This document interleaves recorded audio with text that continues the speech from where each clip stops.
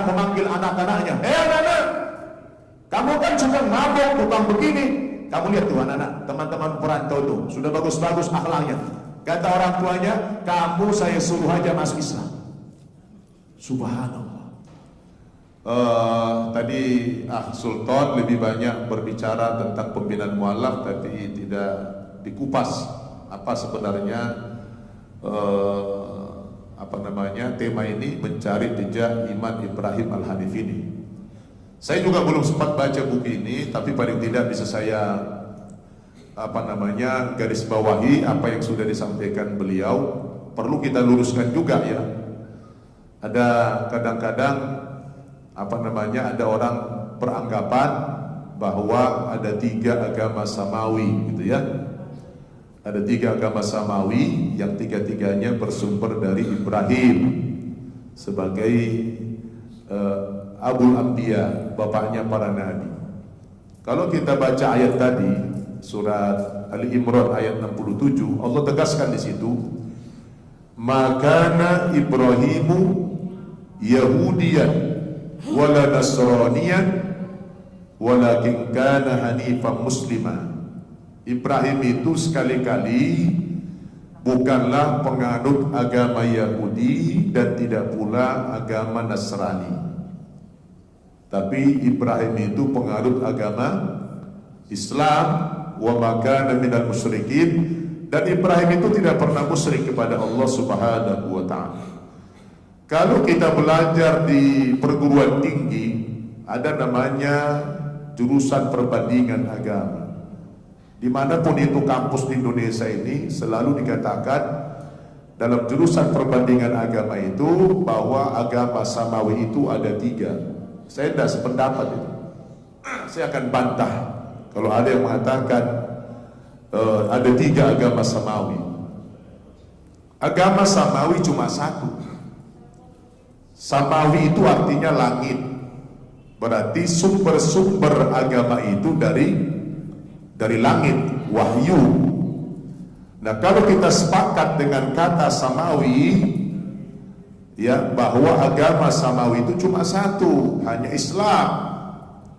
Adapun Yahudi, Nasrani itu adalah agama sempalan, agama yang dibuat oleh manusia.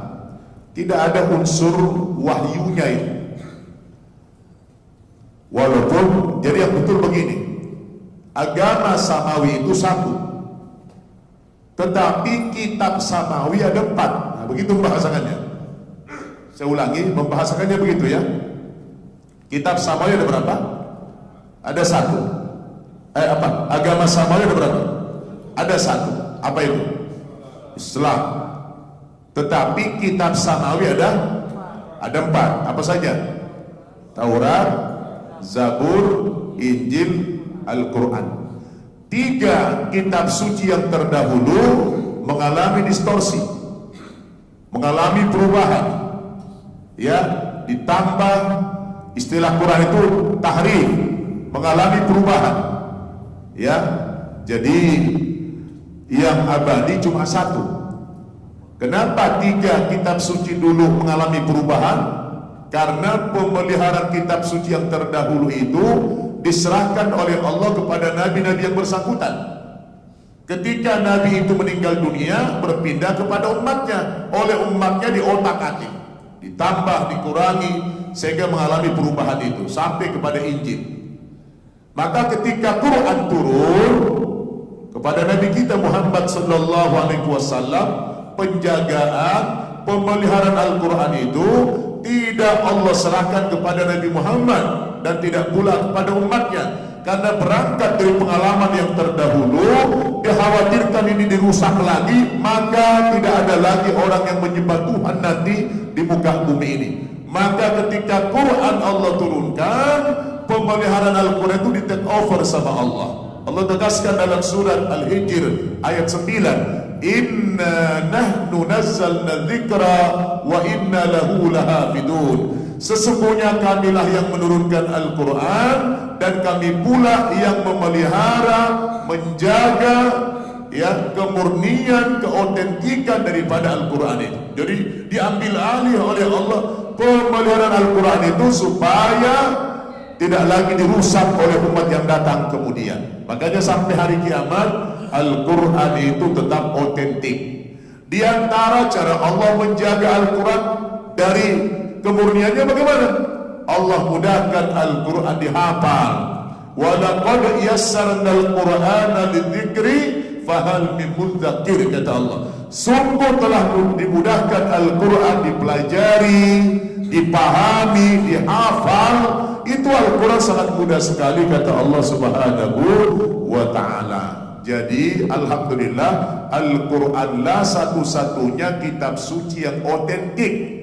3 kitab samawi yang terdahulu sudah mengalami perubahan.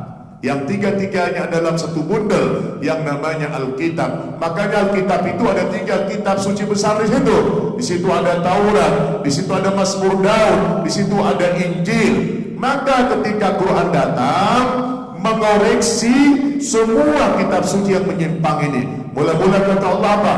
Fawailul lilladzina yaktubuna alkitaba biaidihim thumma yaquluna hadza min indillah liyashtaru bihi thamanan qalila. Itu surat apa?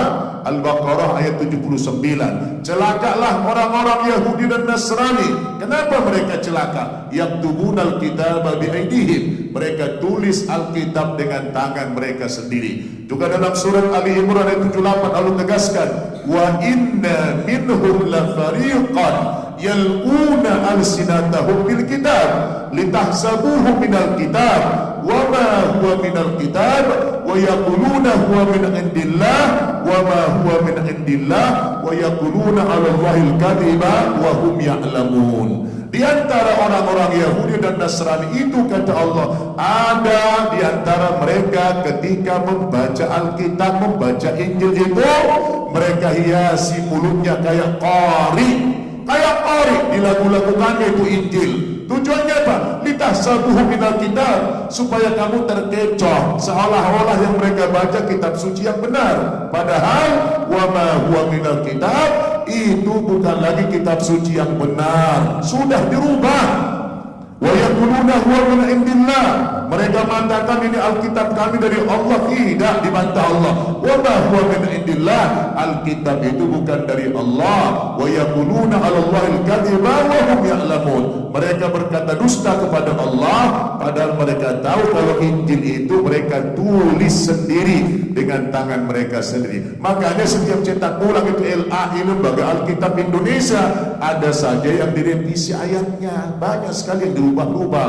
Itulah buktinya bahwa Alkitab itu karangan manusia. Belum lagi kalau kita lihat dari kontennya, banyak yang porno-porno, banyaknya yang kontradiksi, banyak yang macam-macam, itu membuktikan memang itu kitab suci sudah mengalami perubahan yang sangat fatal. Tinggal Al-Quran lah yang otentik. Makanya kita luruskan.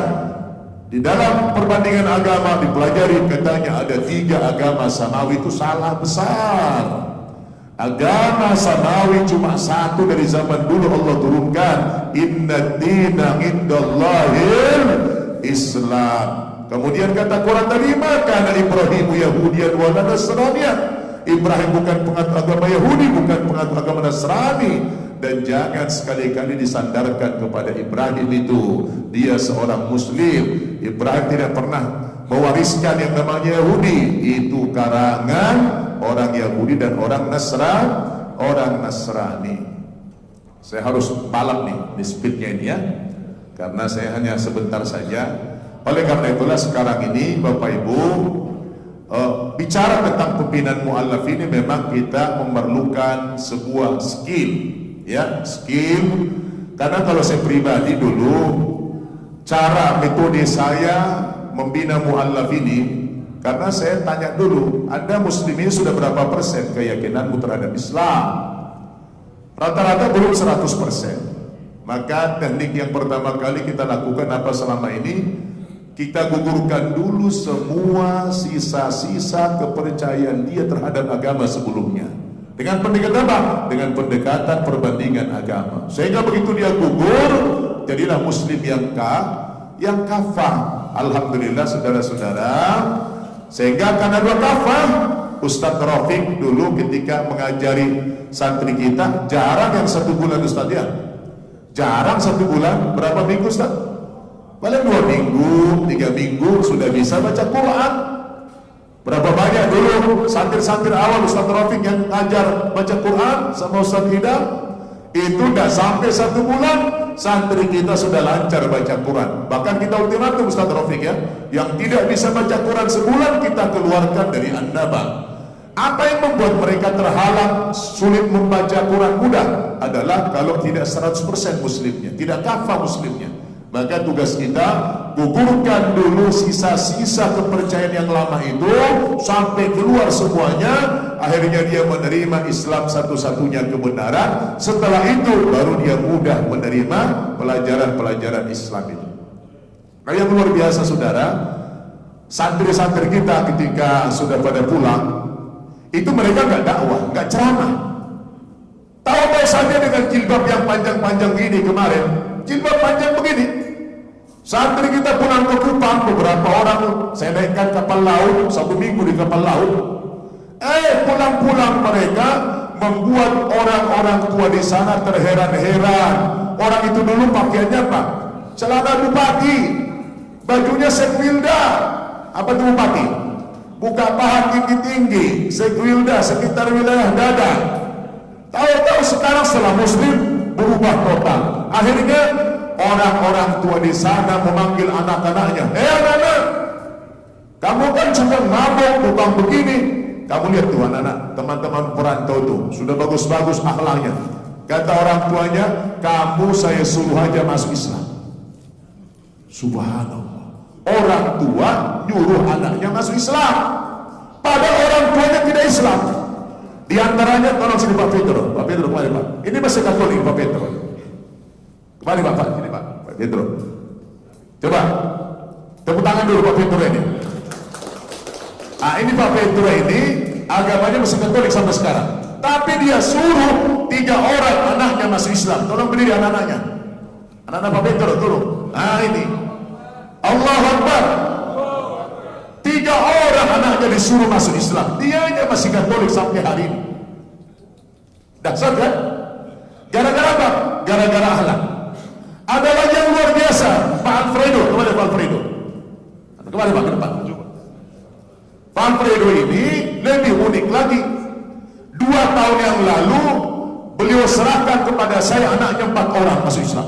4 orang anaknya semuanya, bukan main-main. Dia serahkan kepada saya. Kemudian saya didik di pesantren. Udah saya umrohkan 1 anaknya. 1 anaknya udah kita umrohkan kemarin. Begitu dia lihat anaknya ini semua berubah akhlaknya. Ya, yang tadinya kalau salaman itu biasa-biasa saja, begitu masuk Islam cium tangan itu anak sama bapaknya. Bangga dia. Akhirnya Pak Alfredo ini ketika masih Katolik, kerjanya Pak tiap hari ngajak-ngajak orang ke Islam. Padahal dia masih Katolik. Takbir. Agamanya Katolik tapi tiap hari berdakwah. Bayangkan, sebelum dia masuk Islam 46 orang diislamkan sama dia. Belum Islam. Bapak ibu sudah berapa mengislamkan? Belum ada. Ini beliau ini masih beragama Katolik, sudah 46 orang diislamkan. Terakhir saya tanya dia, Pak Alfredo, kebetulan dia ketua RT. Bapak ngajak-ngajak orang ke Islam sudah 46 orang, Bapak sendiri belum muslim, giliran Bapak kapan? Dia bilang, Ustaz, saya nanti akan masuk Islam kalau sudah semua warga saya masuk Islam. Subhanallah. Saya bilang, nanti Bapak keburu mati. Begitu warga Bapak masuk Islam semua, Bapak mati pula. Belum masuk Islam. Rupanya dipikirin sama dia. Dipikirin sama dia. Belum selesai mengajak orang ke Islam semua warganya, sudah dia telepon saya setahun yang lalu. Ustaz, saya bersama istri ikut anak-anak saya saja semua masuk Islam. Allahu Akbar. Akhirnya Pak Alfredo saya bawa ke kantornya Duta Besar Saudi Arabia. Yang mengislamkan beliau ini adalah langsung yang mulia Duta Besar Saudi. Istrinya yang mengislamkan yang mulia Duta Besar Kuwait. Jadi luar biasa beliau. Dan sekarang ini beliau terus ngajak-ngajak orang kepada Islam. Di antaranya dia pengaruhi ini juga, tapi belum berhasil ya. tapi dia suruh anak-anaknya pada masuk Islam. Takbir. Dan insya Allah Pak Alfredo, beliau punya cita-cita, karena di kampungnya itu, di komplek dia itu sudah ada sekitar 50 orang yang muslim. Dia bilang, Ustaz, kami kesulitan, tidak ada tempat sholat kami, tidak ada tempat kami mengaji. Kami kalau sholat kadang-kadang mesti menghadap ke salib. Bisa nggak Pak Ustaz bantu saya, katanya. Saya punya tanah 400 meter, sewakafkan aja tanah saya, bangunkanlah kami tempat ibadah kecil-kecilan saja, gak usah besar-besar, yang penting bisa ngaji. Saya bilang, Pak Alfredo, insya Allah